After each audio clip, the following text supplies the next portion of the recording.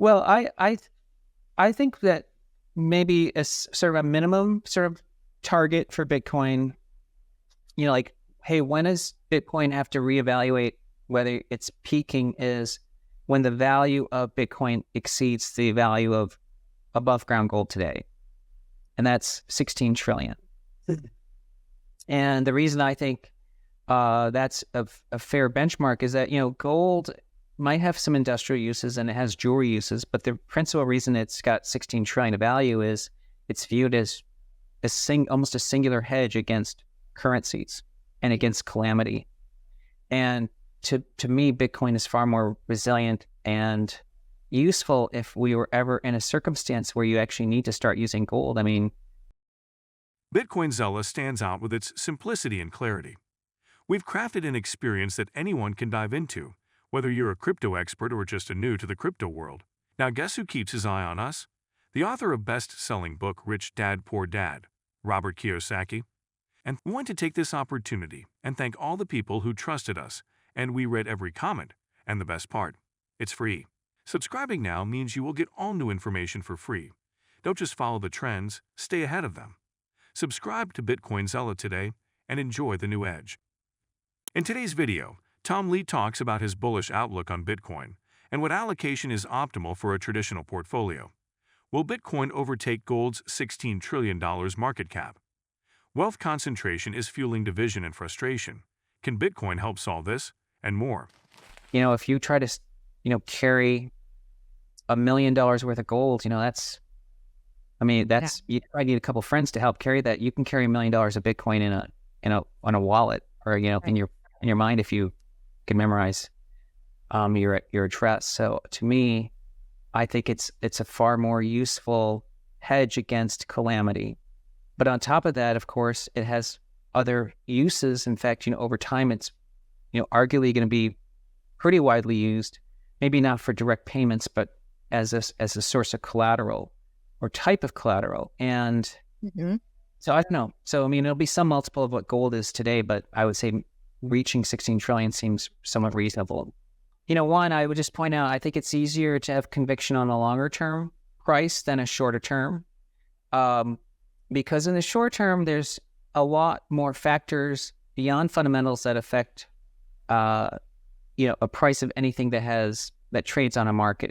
And for instance, just recently, everything happening out of Germany and Mt. Gox is creating short-term headwinds and, potentially even breaking technical patterns, but it doesn't change where Bitcoin should be 5 years from now. But the price target of 150,000 is actually based on work from our head of digital strategy, Sean Farrell. And he's looking at a combination of his essentially what looks like a stock to flow model and a essential, basically a price to book model.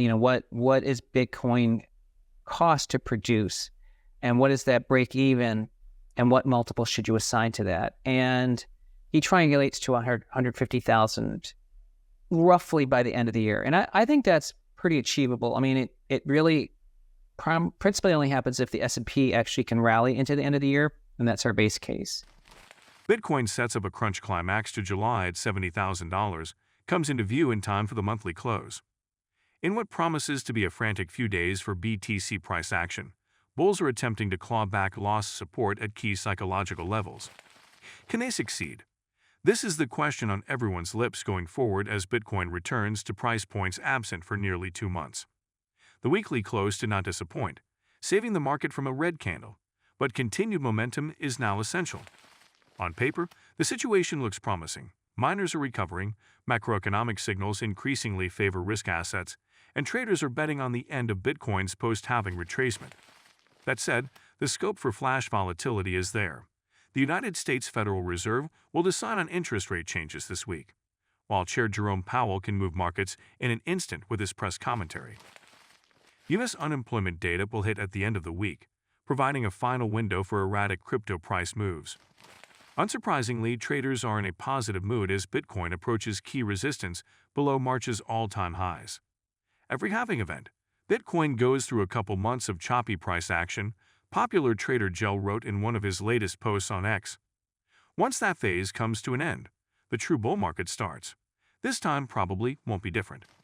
And, someone's asking, why should they be interested in Bitcoin? Like, so let's say you have some folks listening to this and are maybe curious but they're not convinced they should own any. I mean, I think that question has already long been settled because, Bitcoin is now essentially a bona fide asset class. I mean, it has the backing of BlackRock, which is the largest asset manager in the world.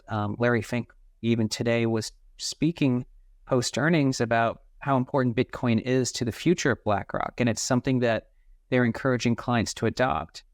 I think that the mistake someone might make if they're interested in Bitcoin is thinking they have to go 100% of their portfolio into it. They only need to put 2% or 5%.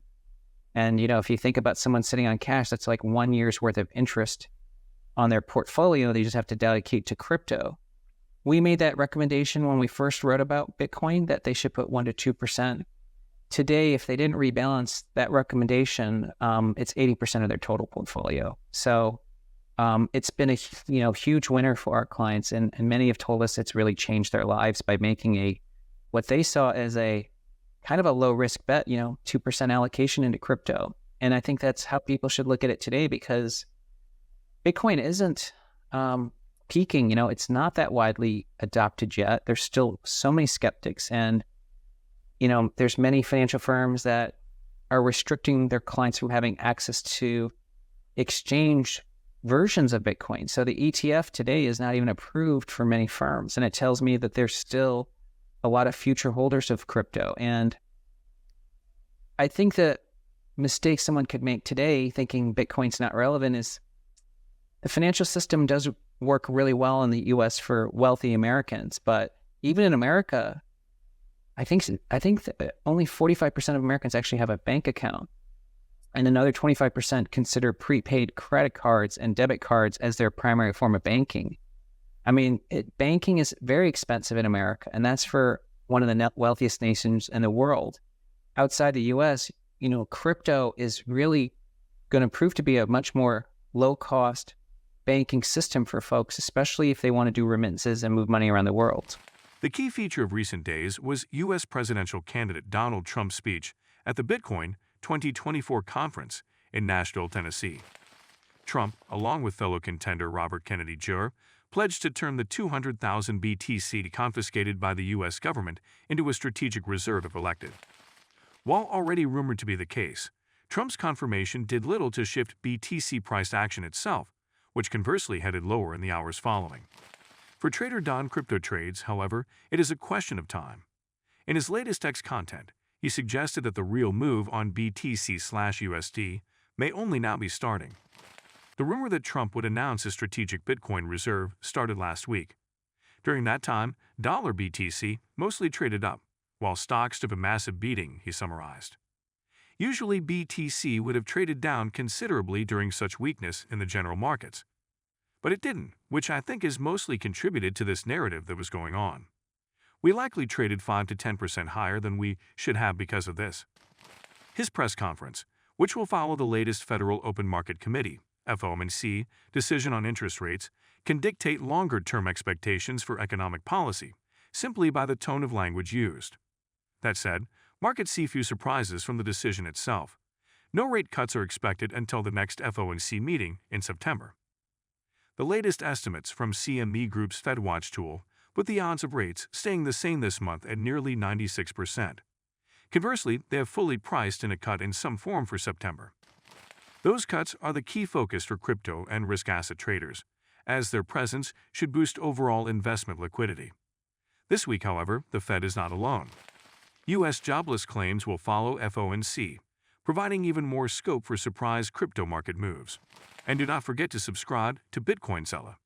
The most important news will reach your inbox on a daily basis and for free. I do not know why you have not subscribed yet. If you liked the video, give it a thumbs up and subscribe for more daily updates. Remember, knowledge is power, and we're here to empower you on your financial journey.